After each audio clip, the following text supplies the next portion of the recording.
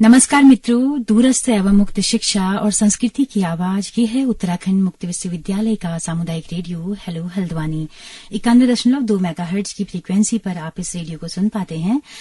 दोस्तों, कार्यक्रम है मिसाल बेमिसाल और एक बहुत ही कमाल की शख्सियत आज हमारे स्टूडियो में मौजूद हैं। हमारे साथ मौजूद हैं डॉक्टर अमिता प्रकाश, जो कि स्नातकोत्तर महाविद्यालय सोमेश्वर में इस वक्त हिंदी में असिस्टेंट प्रोफेसर हैं। बहुत अरसा इनका जो है लगभग 2 दशक आपने जो है वो माध्यमिक शिक्षा में बतौर एलटी शिक्षक अंग्रेजी की प्राध्यापक के तौर पर बिताए हैं और अभी कुछ समय पहले से ही हायर एजुकेशन में जो है कॉलेज में पढ़ा रही हैं। लेखिका हैं, लिखती हैं, बहुत सुंदर लेखन है, कहानियां मूलतः लिखती हैं। रंगों की तलाश और पहाड़ के बादल 2 कहानी संग्रह जो है आपके आ चुके हैं अभी तक। तो आज हम अमिता प्रकाश की जो पूरी यात्रा है उसको जानने की कोशिश करेंगे, उनको जानने समझेंगे ताकि एक प्रेरणा जो है तमाम सारी महिलाओं को मिल सके। डॉक्टर अमिता प्रकाश, आपका बहुत बहुत स्वागत है हमारे इस कार्यक्रम में, हमारे स्टूडियो में। धन्यवाद मैम, आपका हार्दिक आभार व्यक्त करती हूँ और साथ ही साथ हेलो हल्द्वानी का भी। मैं इसकी श्रोता रही हूँ क्या बात और है। बहुत इच्छा भी थी आपसे मिलने की और साथ ही साथ इस कार्यक्रम से जुड़ने की भी। तो इसके लिए मैं तहे दिल से आपका आभार व्यक्त करती हूँ कि आपने मुझे यहाँ पर आमंत्रित किया। धन्यवाद जी। और साथ ही साथ सभी श्रोताओं को भी मेरा नमस्कार जी। क्या बात है अमिता जी, हम भी बहुत अच्छा महसूस कर रहे हैं कि आप हमारे स्टूडियो में हैं, हमारे लिए सम्मान की बात है। अमिता प्रकाश एक तरह से एक संघर्षों का पर्याय के तौर पे मैं देखती हूँ, बहुत ज्यादा आपको नहीं जानती। कोशिश होगी कि इसी दौरान आपको जाना जाए। कहाँ से आपकी यात्रा शुरू होती है? मूलतः आप गढ़वाल के हैं, तो मैं चाहती हूँ कि शुरुआत से आप बताएं कि कैसे कैसे आपका संघर्ष बढ़ा और आज इतना आप हायर एजुकेशन तक पहुंची हैं एक सुदूर पहाड़ से। धन्यवाद मैम। महिला होना अपने आप में एक संघर्ष है और मेरा संघर्ष थोड़ा सा हट करके है। महिला होने के साथ साथ मैं, जैसा कि आपने बताया इंट्रोडक्शन में ही, मैं मूलतः गढ़वाल से हूँ और गढ़वाल में ही मेरी शिक्षा दीक्षा हुई है। मैं प्राथमिक विद्यालय चौड़ूधार, बहुत ही इंटीरियर, किसी ने नाम भी नहीं सुना होगा, चौंदकोट ब्लॉक में पड़ता है। तो वहाँ मेरा प्रारंभिक शिक्षा हुई नानी नाना जी के यहाँ पे। उसके पश्चात मैं अपने हाई स्कूल और इंटर की शिक्षा मैंने जीजीआईसी ऋषिकेश से प्राप्त की। उससे पहले मैं 6th, 7th, 8th में रुद्रप्रयाग रही। रुद्रप्रयाग क्योंकि चाची के साथ रहती थी तो उनका ट्रांसफरेबल जॉब था, वो शिक्षा विभाग में ही थी, तो उनके साथ मैंने 6th, 7th, 8th GGIC Rudraprayag से किया। उसके बाद ऋषिकेश और उसके बाद मेरी जो हायर एजुकेशन है वो कोटद्वार पीजी कॉलेज की है जी। संघर्ष इस अर्थ में रहा कि जहां मैं जाना चाहती थी वहां पहुंचना संभव नहीं हुआ। कारण बहुत सारे रहे। तो ये संभवतः मेरी जो संस्मरणात्मक किताब अब आने वाली है उसमें आपको और श्रोताओं को पढ़ने को मिलेगा जी। लेकिन हाँ, ये होता है और मुझे लगता है कि ये मेरा ही नहीं, मैंने जैसे कहा कि महिलाओं का संघर्ष है।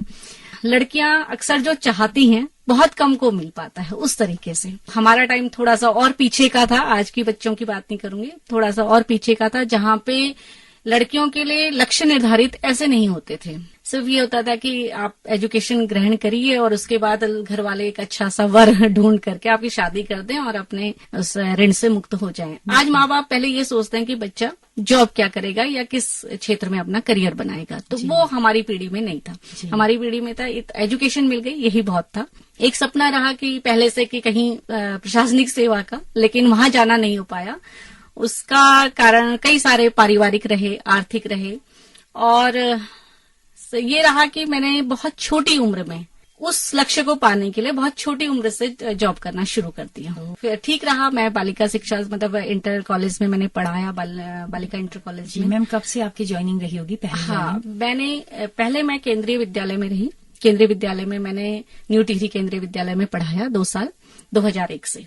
फिर मैं 2003 से राजकीय सेवा में आ गई थी और एलटी इंग्लिश में, जैसे आपने बताया, तो 3.5 साल मैंने मयाली रुद्रप्रयाग में बिताए। उसके बाद ट्रांसफर हो गया था द्वाराहाट। तो ट्रांसफर मैंने ले लिया था क्योंकि शादी इधर हुई थी, तो फिर मैंने ये सही समझा कि बच्चों की परवरिश और बच्चे बेटी हो गई थी, तो परवरिश के लिए मैंने यहाँ ले लिया ट्रांसफर द्वाराहाट। तो 14 साल मैंने अपने द्वाराहाट में बिताए और उसके बाद ये अभी हाल ही में सोमेश्वर महाविद्यालय को मैंने हिंदी प्राध्यापक के रूप में ज्वाइन किया। जी, तो लोक सेवा आयोग से आपका चयन हुआ जी, 2021 में। हाँ जी, 2021 में। अमिता जी, आपने एक बहुत बड़ा कदम, एक मिसाल के तौर पर जिसे हम कहेंगे, हम तमाम महिलाओं के लिए प्रेरणा का है, वो इंटरकास्ट मैरिज आपने की है। कितना विरोध सहा इस मैरिज के लिए, एक समाज जो एक जाति खाई है समाज में, उसको पाटने में एक मिसाल आप बनी हैं। बहुत कम लोग ऐसा कर पाते हैं। आपने बहुत अरसे तक, अभी तक आपके घर से, मायके से संबंध नहीं है, तो ये कितना कठिन था? इसने कितना तोड़ा आपको, या इसने और मजबूत बनाया आपको? जी मैम, अब आपने बात की है तो मैंने कहा मेरा जीवन संघर्षों से भरा रहा और धारा के साथ बहता हर व्यक्ति है, तो एक स्टेप मैंने उठाया धारा के विपरीत चलने का। और मुझे खुशी है कि मैंने जो फैसला लिया, मतलब मैंने सोच समझ के नहीं लिया, लेकिन उस फैसले को सही साबित किया। आज की डेट पे मुझे लगता है कि मैंने बिल्कुल जो फैसला लिया था, हम दोनों ही पति पत्नी का योगदान उसमें रहा। ये निश्चित रूप से कि महिला का योगदान हमेशा से ज्यादा रहता है और मेरे संदर्भ में तो ये और भी विशेष हो जाता है। लेकिन आज की स्थिति अपनी देखती हूँ तो मुझे लगता है कि जो मैंने फैसला लिया था उसको सही साबित करके मैंने अपने आप को नहीं, पूरे महिला समाज को एक उदाहरण दिया है कि आप फैसला लेकर के उसको सही साबित करिए, चाहे वो फैसला किसी भी क्षेत्र में है, चाहे आपके शिक्षा से जुड़ा है, चाहे आपके विवाह से जुड़ा है। और ये बात मैं अपनी छात्राओं के सामने भी कहती हूँ कि फैसला कोई भी लीजिए, लेकिन उसको सही साबित करना आपकी जिम्मेदारी बनती है। बिल्कुल। तो मैम, संघर्ष बहुत हुआ। ये तो आज तो बहुत आम सी बात हो गई है, इंटरकास्ट मैरिज हो रही है, बहुत आम अभी भी नहीं है। हाँ, बहुत आम नहीं है, लेकिन एक यही चीज है जो बहुत आम नहीं है, बाकी तमाम चीजें आम हो रही हैं। मैं अपने जब मैंने की थी 2004 की और आज की बात के परिदृश्य में देख रही हूँ, तो मुझे लगता है आज फिर भी एक्सेप्टेबिलिटी बढ़ी है थोड़ा सा। लेकिन जब हमने की थी उस समय तो ये बहुत रेयर हुआ करता था और स्वाभाविक है कि विरोध झेलना ही पड़ता है। मैं मयाली जैसी छोटी सी जगह पे थी उस समय, और मयाली की स्थिति ये थी कि अनमैरिड गए थे वहां तो लगभग हर घर से एक पत्री मेरे घर पहुंची थी। अच्छा। क्योंकि वो ब्राह्मणों का गांव था। वहां पे काला, जोशी और सकलानी लोग थे। जी जी।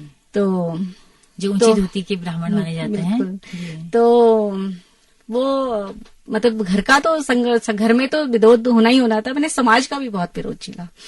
उस समय जब शादी हुई तो मेरे ससुर जी ने कहा कि इस समय तुम्हें ज्वाइन नहीं करना चाहिए और मत जाओ, मेडिकल ले लो। मैंने कब तक घर पे बैठूंगी और क्यों बैठूंगी।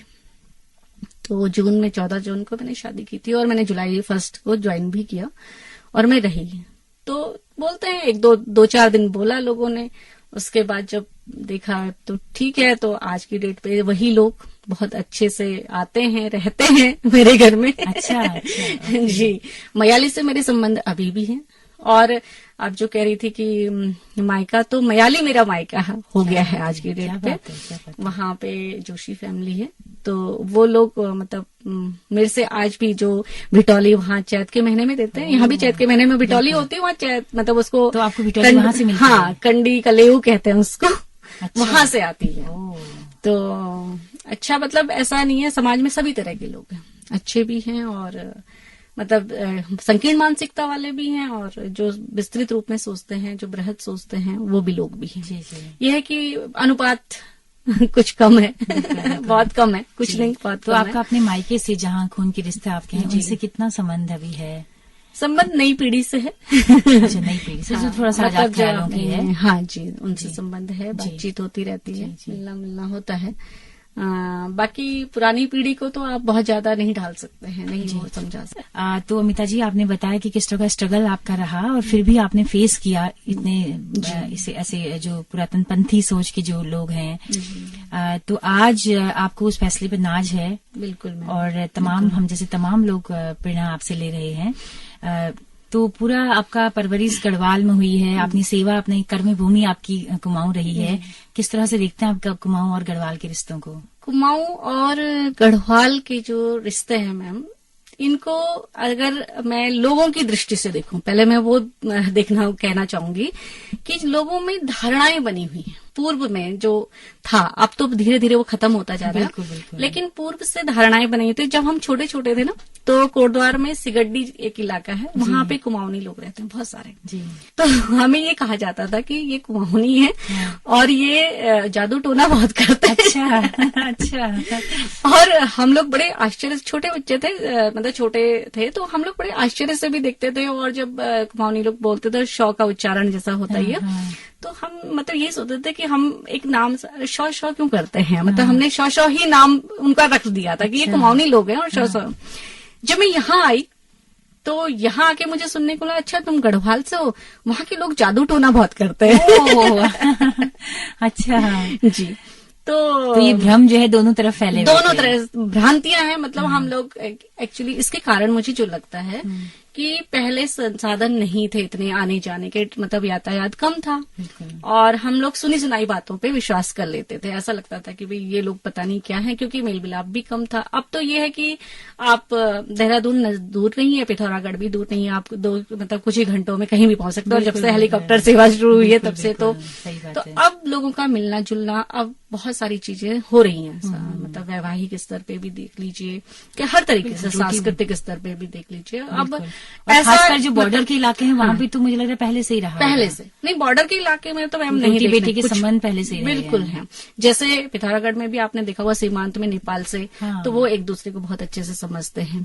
इसी तरीके से मैं सल्ट वाला इलाका देखती हूँ, तो वहां की जो कुमाऊनी मैं सुनती हूँ तो समझ में, मतलब हमारे साथ एक शिक्षिका है मंजू रावत, तो वो जब बोलती तो ऐसा लगता है कि गढ़वाली बोल रही है या कुमाऊनी बोल रही है। हाँ, दोनों का पुट है। दोनों का। और साथ ही साथ मतलब उनके जो वो है सांस्कृतिक जो धरोहर है वो भी गढ़वाल कुमाऊं दोनों को छूती है। तो बहुत ज्यादा अंतर कुछ भी नहीं है। मुझे खुद, मैं समझती हूँ, जैसे मैंने शादी के बाद में यहाँ पे आई तो मुझे मतलब शब्दों को समझने में कोई दिक्कत नहीं हुई कि कुमाऊनी बोल रहे हैं। वो जो पहले धारणाएं थी जब वो खत्म हुई, या तो इसका एक कारण ये भी हो सकता है कि मतलब दिल से जुड़े थे तो समझने में आसानी हुई।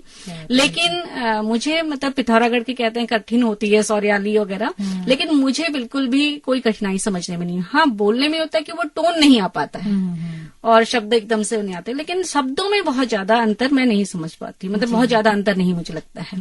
ये मेरा अपना वो है, हो सकता है ये भाषा विज्ञान के रूप में नहीं कह रही हूँ, ये मतलब मैं व्यक्तिगत अनुभव के आधार। जी जी, हाँ जी। तो अमिता जी, पहली ज्वाइनिंग आपने कहा कि आपके गांव में, कहीं सुदूर गांव में आपने पढ़ाया, उसके बाद आपने मयाली में, हाँ, फिर आप दोराहाट में आ गए, तो लगभग 15-16 साल आपके वहां पर बीते हैं। तो अभी उच्च शिक्षा में आप आ गई हैं, तो इतना आसान सब कुछ नहीं रहा होगा।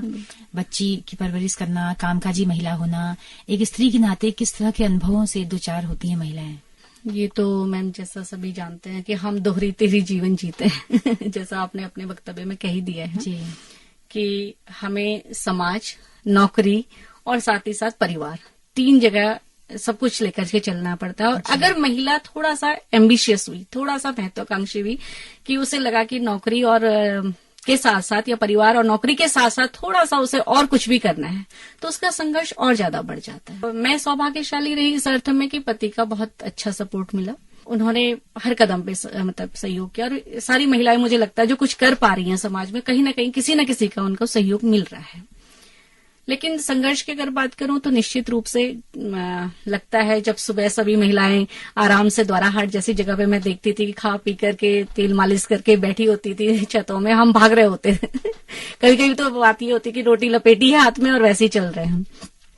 इसके साथ साथ लेखन के क्षेत्र का भी थोड़ा सा मुझे लगता है, जब लेखन की बात कर रहे हैं तो एक महिलाओं के प्रति एक पूर्व धारणा अभी भी लेखन के उसमें, मैं ये नहीं कह रही हूँ, बहुत अच्छा लोग लिख रहे हैं, बहुत अच्छा कर रहे हैं, लेकिन एक निचले दर्जे पे मुझे लगता है, हो सकता है कि मैं इस उसके हूं तो, लेकिन मुझे लगता है कि निचले दर्जे पे थोड़ा सा महिलाओं को कम आंका जाता है, ऐसा मुझे लगता है। ये पहले तो ये सवाल लगा जाता है कि ये आपने लिखा है जी जी जी, हाँ, पहले तो ये यकीन दिलाना होता है कि हाँ ये हमने लिखा। और दूसरी चीज ये होती है मैम कि ये माना जाता है, मतलब पूर्व धारणाएं हैं जैसे महिलाओं को लेकर कई चीजें, तो ये एक धारणा ये भी कि महिला क्या लिखेगी, चूल्हा चौकी से रिलेटेड, मतलब इससे बाहर कहाँ जाएगी। लेकिन वही है और ना कमाल की बात है कि महिलाओं ने चूल्हे चौके पर इतनी शानदार कविता, इतने वृतांत रचे हुए हैं। बहुत जी नहीं, वो जीवन का एक पक्षर उस पर लिखा जाना चाहिए, मैं तो ये कहती हूँ ना। बिल्कुल। समाज ठीक है, समाज में बहुत ज्यादा अगर बाहर नहीं अगर कोई महिला, लेकिन अगर उसके अनुभव सही हैं, सच्चे हैं, तो उनको भी सामने आना ही चाहिए। बिल्कुल बिल्कुल। अमिता जी, आपको लिखने पढ़ने का शौक कहाँ से हुआ? क्या स्कूली शिक्षा तो होता कि यार निपट जाए, पास हो जाए तो अगली क्लास में गए, तो वहीं से शौक था पढ़ने का? जी, दरअसल इसके लिए मैं अपनी पारिवारिक पृष्ठभूमि को मैं कहूंगी कि वहीं से मुझे पढ़ने लिखने का जो ये विरासत मिली।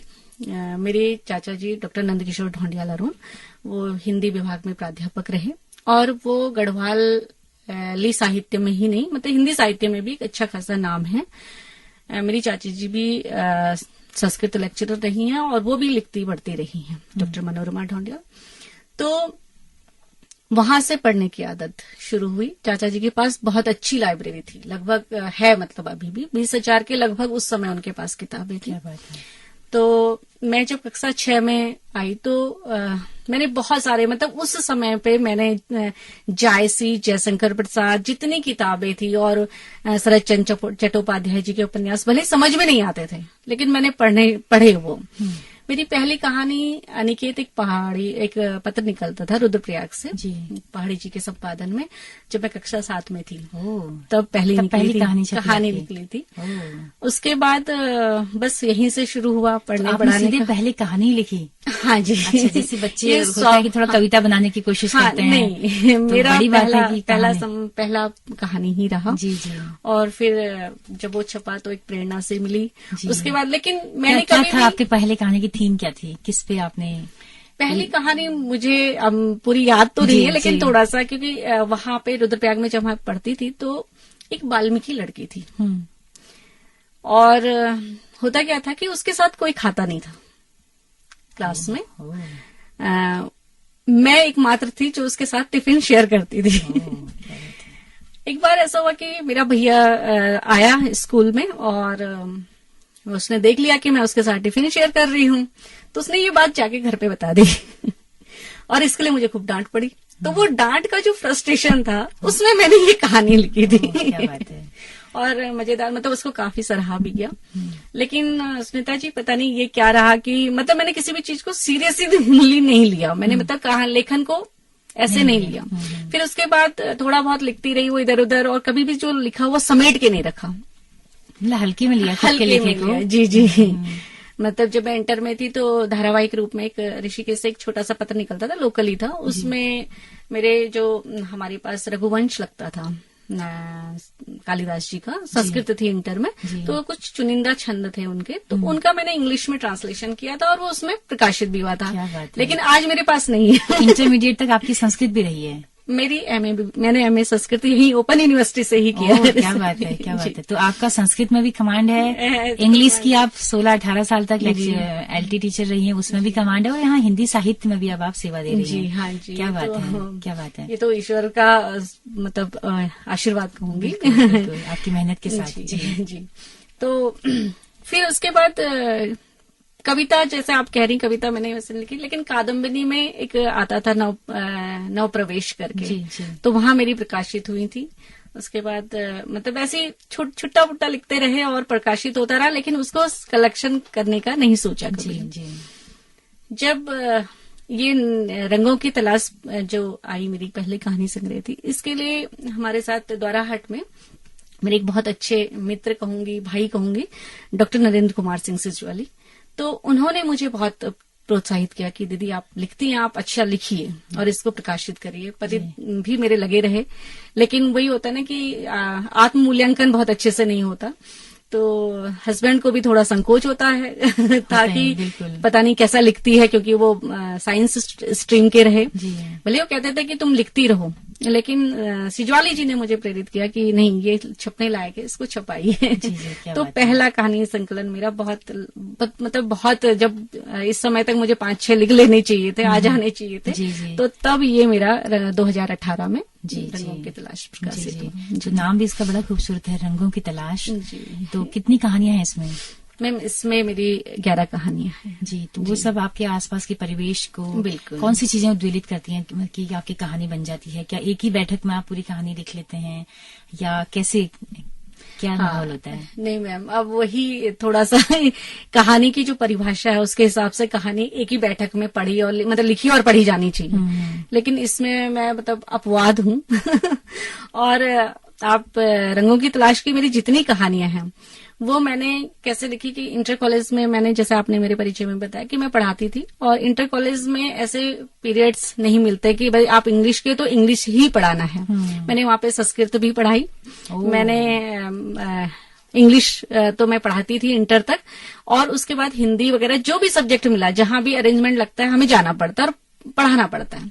लेकिन क्या होता था कि कभी अगर बीच में गैप रहा तो अपने रूम में आकर के, मेरे दरअसल मध्याह्न भोजन योजना जो चलती है उसकी मैं प्रभारी रही। क्या बात है। और उसकी वजह से मुझे एक कक्ष जो है अलग से मिला हुआ था, क्योंकि वहां तो स्टाफ रूम का कंसेप्ट होता है, तो स्टाफ रूम में तो बहुत सारे लोग बैठे हैं, तो बातचीत में नहीं हो पाता, घर में बच्चे हैं, पारिवारिक जिम्मेदारी है। तो मैंने वो मध्याह्न भोजन कक्ष में जो बीच में गैप मिलता था थोड़ा सा लिखा, फिर क्लास पढ़ाई, फिर उस दिन नहीं भी लिखा, अगले दिन लिखा। तो हो सकता है मतलब भले मुझे किसी ने कहा नहीं ऐसा कि इसमें मतलब बीच में बिखराव मिलता है, ऐसा तो किसी ने कहा नहीं, लेकिन इस तरीके से लिखी है। हाँ, तो ये कहानी के मानकों को बदला जाना चाहिए कि एक से नहीं आप कहानी, महिलाओं के लिए ये बात बिल्कुल अपवाद बैठती है ना? हो सकता है बिल्कुल। तो मध्याह्न भोजन योजना में आपने कहा कि पूरा जो 17, 18, 16 साल आपके रहे हैं उसमें कई कहानियां फिर आपने इस तरह से लिखी होंगी। हाँ जी। जी, दूसरा कहानी संग्रह आपका कब निकला है, पहाड़ के बादल? जी, ये समय साक्ष्य देहरादून से निकला है, 2020 में ही निकला है जी। 2018 में, 2016 में रंगों की तलाश है, थोड़ा मैं भूल। अच्छा, तो 2 साल के बाद आपका? हाँ जी, तो पहाड़ के बादल वहां से निकला है। जी। तो अभी क्या आप लिख रहे हैं, क्या चल रहा है लेखन में? कहानियां कितना आप लिख लेती हैं? जी, अभी जैसे कि थोड़ा सा जीवन में बदलाव आया है, कई क्षेत्रों में बदलाव आया है। बच्ची 10th में है तो थोड़ा उसको भी टाइम दे रही हूँ, और हायर एजुकेशन में गई हूँ तो अभी अध्ययन अध्यापन में यह है कि टाइम मतलब अब तैयारी वहां की करनी पड़ रही है। बिल्कुल। क्योंकि वहां तो टाइप्ड हो गए थे। कैसे 18 साल से पढ़ा रहे थे, और आपको पता है कि माध्यमिक में किताबें बहुत जल्दी बदलती नहीं है, तो वहां फिर भी आसान था। यहाँ पे एकदम से चेंज हुआ है, परिवर्तन हुआ है, सब्जेक्ट का भी परिवर्तन हुआ है, तो यहाँ पे नोट्स वगैरह बनाने में ही टाइम लग जा रहा है। अभी तो आपको कुछ ही एक ही हफ्ता हुआ यहाँ पे ज्वाइन किए? हाँ, नहीं 24 दिसंबर को मैंने यहाँ MBPG में। और हायर एजुकेशन में कितना समय हुआ? मार्च से? जी, मार्च 3। तो कैसा था आपका जो 18 साल का जो बेसिक शिक्षा का जो अनुभव था? जी, माध्यमिक शिक्षा का, उसका और इसमें क्या अंतर आप देखती हैं? पहाड़ के, लगभग आप पूरा पहाड़ में ही रही हैं। बिल्कुल। पहाड़ की बेटियां और कॉलेज में जो आ रही हैं, कितना है उनमें सामंजस्य? बेटियां क्या सारी पहुंच पा रही हैं कॉलेजों तक, जो इंटर तक आप जिनको पढ़ाती रही हैं? जी मैम, ऐसा है कि अगर हम नामांकन दर की बात करें, मतलब पहुंचने वाली बात करें, नामांकन दर की बात करें, तो उच्च शिक्षा में बहुत अच्छा इस समय परिदृश्य दिखाई देगा आपको कि 90% लड़कियां हैं, 10% ही लड़के हैं। लेकिन वो कहाँ पहुंच पा रही है? पहाड़ों का पहाड़ की बता रहे होंगे। हाँ। मैं उच्च शिक्षा का लड़के 10% इसलिए हैं क्योंकि बाकी लड़के शहरों में हैं, बड़े कॉलेजों में हैं। हाँ, ये भी कारण है। और वो एक कारण अगर पहाड़ के संदर्भ में ही देखें विशेषकर, तो वहां पे ये कि बच्चे निकल जाते हैं, फौज की तैयारी कर लेते हैं, मतलब मेन मोटो यही होता है कि फौज वगैरह में हम लोग चले जाएं। लड़कियां जब तक शादी नहीं हो रही हैं तब तक शिक्षा ग्रहण कर रही है। बिल्कुल। तो द्वाराहाट, और मैं जैसे कि मैंने कहा रुद्रप्रयाग मनाली में रही, वहां पे बहुत, वो 2004 से लेकर के 2006 के मिड टर्म तक की बात थी। तो वहां पे हाई स्कूल और इंटर के बीच में ही लड़कियों की शादी हो जाती थी, और बहुत दूर दराज स्कूल था। इंटर कॉलेज जो था वो लगभग मतलब 3-3, 4-4 किलोमीटर बच्चे पैदल चल करके, ज्यादा ही, और खड़ी चढ़ाई में आते थे। तो शादी मतलब हाई स्कूल होते होते कई लड़कियों की शादी हमने खुद अपनी आंखों से देखी, बल्कि शुरू में तो एक आध जगह हम मतलब पिटते हुए बच्चे की हमने माँ बाप को समझाने की कोशिश की कि क्यों अभी कर रहे हो इनकी शादी। तो उनका यही कहना, मतलब ठीक है, आप पारिवारिक और सामाजिक और कई सारी स्थितियां ऐसी थी कि उनको लगता था कि शादी कर ली तो ठीक है। द्वाराहाट में आई तो स्थितियां थोड़ा सा परिवर्तित थी। द्वाराहाट पहले से ही शिक्षा का गढ़ है, अच्छी स्थिति है, बालिकाएं पढ़ रही हैं और आगे भी बढ़ रही हैं, कई बच्चे वहां के बहुत अच्छे भी निकल रहे हैं। लेकिन वो प्रतिशत अभी लड़कियों का कमी है कि वो अच्छी जगह पहुंच रही हैं। उद्देश्य मुख्यतः वही है कि शिक्षा, जब तक शादी नहीं हो रही, जब तक अच्छा वर नहीं मिल रहा है, तब तक उन्हें पढ़ा लिया जाए, तब तक पढ़ा लिया जाए, घर बैठा करके। जी जी जी। सोमेश्वर जहां पर मैं अभी पोस्टेड हूँ, वहां की स्थिति थोड़ा सा अलग है। वहां पे खेती बाड़ी वाला इलाका है और बहुत सुंदर घाटी आपने देखा होगा, बिल्कुल, बहुत सुंदर, एशिया की सुंदरतम घाटियों में से एक आती है। क्या और बात है। बहुत मतलब आज भी वहां पे जो अनाज का उत्पादन वगैरह है बहुत बढ़िया है। ये तो पलायन भी बेहद कम होगा वहां हाँ, से। पलायन भी कम है। जी जी। तो मतलब गांव के गांव खूब आबाद हैं। और लेकिन वही है कि बच्चे, जैसे हम उनको क्लास के लिए कहते हैं तो उनका ये होता है कि मैडम अभी आजकल जो है ये खेती का चल रहा है, असोज चल रहा है, आषाढ़ चल रहा है। तो ऑनलाइन में भी यही होता है कि 7, हाँ वो कहते हैं हाँ 7 बजे के बाद ज्वाइन कर लेंगे, 7 बजे से पहले नहीं कर सकते हैं। लेकिन ये है कि ठीक है, संघर्ष जारी है। और लेकिन बिल्कुल, खुद आप भी पहाड़ से ही हैं तो उन परिस्थितियों को समझ सकते हैं। बिल्कुल। जी। तो अमिता जी, इतना लिखा जो आपने 2 किताबें आई हैं, कितनी कठिनाइयां होती थी, और पढ़ने का, जैसे कहते हैं कि लिखना तो है लेकिन पढ़ना भी तो जरूरी है। बिल्कुल। तो पढ़ने के लिए कैसे आपने वक्त निकाला, और कितना आप पढ़ती रही हैं पहले से? दरअसल एक इंटर कॉलेज में जब मैं थी तो द्वाराहाट में ही वहां के प्रिंसिपल साहब थे, मतलब दूसरे जीआईसी के, शेखर चंद कांडपाल जी। तो वो अक्सर मुझसे कहते थे कि मैडम आप ये बताइए इतना क्यों पढ़ती हैं। तो मैंने उनको एक जवाब दिया कि मैं, मतलब मुझे जो लगता है, मतलब मैं वो बिल्कुल दिल से निकला हुआ कि मुझे ये लगता है जो मैं पढ़ रही हूँ तो मैं जवान हूँ। ओह, क्या बात है। तो मैम मेरा मतलब, जैसे आपने कहा संघर्ष की बात, मैंने वहां पे भी थोड़ा सा, मैंने बचपन से जो पढ़ाई की है, मेरा आधे घंटे से ज्यादा का कभी पढ़ाई का मैं न समय मिला और न मैं पढ़ पाई।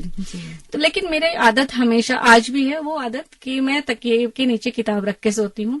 रात को सोते समय आधा घंटा जरूर पढ़ती और हूँ। हाँ, और सुबह उठते ही आधा घंटा, 20 मिनट, 25 मिनट, जो भी रहा। हाँ, एक पीरियड ऐसा भी आया जब बच्चे छोटे थे कि ये टूटा क्रम, बहुत मतलब ये क्रम जारी नहीं रख पाई।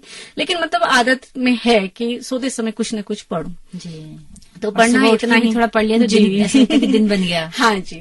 तो मतलब वो 6-7 साल का, जो 2 बेटियां हैं मेरी, तो 6-7 साल का जो बीच में गैप आया, उसकी वजह से मुझे लगता है कि काफी लेकिन उस समय मैंने ऐसी मतलब ये जो सर्टिफिकेट वाली जो शिक्षा है वो ग्रहण की। जी। जैसे संस्कृत से एमए करना, और क्या कहते हैं पीएचडी, और ये यूसेट नेट वगैरह, उस समय ये कर लिया था। ऐसा जी। तो आपका यूसेट भी क्लियर है, नेट क्लियर है, एमए आपने हिंदी, संस्कृत, अंग्रेजी में किया है, पीएचडी आपने हिंदी में की है जी, और संस्कृत से एमए किया हुआ है। हाँ जी जी। तो बहुत संघर्ष आपने झेले होंगे, कहने में मोटी मोटी बातें आती हैं। तो मैं चाहती हूँ कि आगामी क्या योजना आपकी है, कौन कौन सी, जैसे आपने कहा कि आप संस्मरण लिख रही हैं, तो क्या आत्मकथा आप लिख रही हैं? जी। जो संघर्ष की आप बात कर रही हैं, मैंने कहा था कि मैं संस्मरणात्मक ढंग से उसको लिख रही हूँ। उसमें मैं 3 भागों में उसको लिख रही हूँ। पहला जो मेरा प्रारंभिक जीवन रहा है, जो प्रारंभिक शिक्षा तक का, तो उसको वो बहुत जल्दी ही पाठकों तक और आप तक पहुंचेगा, ऐसा उम्मीद है। और उसके बाद जो मतलब इंटर तक का एक संस्मरण अलग निकलेगा, और फिर उसके बाद के जीवन का, तो उसमें मुझे लगता है कि जीवन का सारा कुछ उड़ेल करके सामने आ जाएगा। बिल्कुल संभव नहीं है कि हम माइक पे चंद शब्दों में, चंद मिनट में कुछ बातें कह डालें। हम कहलवाना भी नहीं चाहेंगे, हम इंतजार करेंगे उनका, ताकि हम उसी में पढ़ पाए। तो और क्या आप कहना चाहेंगी, और कि क्या, जैसे स्त्रियां इतना लिख रही हैं आज के टाइम पे, स्त्री भाषा एक नई गढ़ी जा रही है, कैसा लगता है जब हम इतना कुछ स्त्रियों को देखते हैं लिखते पढ़ते हुए? एक स्त्री होने के नाते आपको कैसा लगता है? बहुत अच्छा लगता है, और मुझे लगता है कि ये जो स्त्री, मतलब एक खांचों में बांट के नहीं देखना चाहिए। बस मुझे जो महसूस होता है कि भावनाएं सबकी अपनी अपनी हैं, उसको व्यक्त करने का तरीका भी अपना है। लेकिन ये समाज में जो एक धारणा थी कि स्त्रियां मतलब सोचने समझने की क्षमता नहीं रखती हैं, पहले से एक, आज की डेट पे नहीं, आज तो बहुत कुछ बदला है, पूरा परिदृश्य बदल गया है। और मतलब अच्छा लगता है, उन लोगों से प्रेरणा लेती हूँ। अपनी नई जो बच्चियां हैं उनको पढ़ने के लिए देती हूँ कि इस तरह से भी लिखा जा सकता है, या इस तरीके से भी आप कुछ व्यक्त कर सकती हैं। कोई जरूरी नहीं है कि चीख चिल्ला के ही व्यक्त किया जा सके, आप लिख करके भी, या मतलब किसी भी तरीके से आप अपनी बात रख सकती हैं, समाज को बता सकती हैं। तो ये तो एक सुखद अनुभव है ही मैम, कि स्त्रियां लिख रही हैं, बढ़ रही हैं, अपनी बात पहुंचा रही हैं। मतलब चूल्हा चौके में ही कितनी सुंदर सुंदर, जैसे आपने कहा, कविताएं लिखी गई हैं। बिल्कुल। तो एक खतरा हमेशा लिखने में ये बना रहता है कि हम जो लिख रहे होते हैं उसको हमारे व्यक्तित्व से कई बार जोड़ा जाता है कि अच्छा हम कुछ लिख रहे हैं तो ये आपके साथ हुआ होगा। तो क्या ऐसा कुछ वाक्य आपके साथ भी कभी हुआ? जी मैम, वो स्वाभाविक सा है। मुझे लगता है कि पाठक अक्सर लेखक को ढूंढता है, और वो ये हमारे साथ, महिलाओं के साथ कुछ ज्यादा होता है, मुझे ऐसा लगता है, और हर लेखक के साथ ये होता है कि जब भी पाठक किताब किसी भी लेखक की पढ़ता है तो उसको, लेखक को ढूंढने की कोशिश करता है। मेरी रंगों की तलाश में एक कहानी है जो काफी कुछ ऐसा लगता है लोगों को कि ये इसने अपने उससे लिखी है, अपने जीवन से संदर्भित है।